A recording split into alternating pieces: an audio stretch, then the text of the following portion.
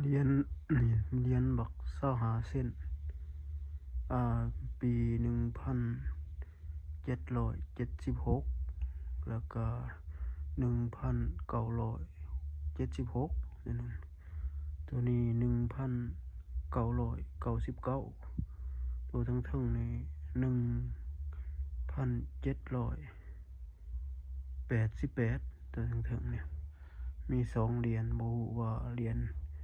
ตัวนี้ของแท้บ่หรือของปลอมตัวนี้ทั้งอีกข้างนึง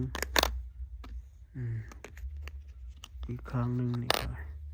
เป็นแบบนี้อีกข้างนึงเนี่ยนี่2เหรียญเนี่ย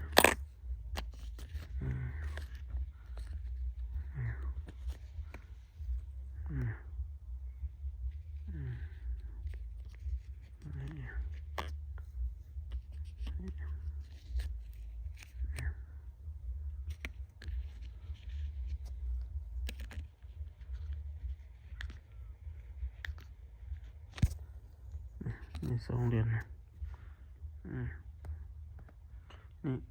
เป็นรูปแบบนี้ทั้งหน้าทั้งหลังถ่ายให้เบิ่งมี2เหรียญนี้เหรียญ25 เซน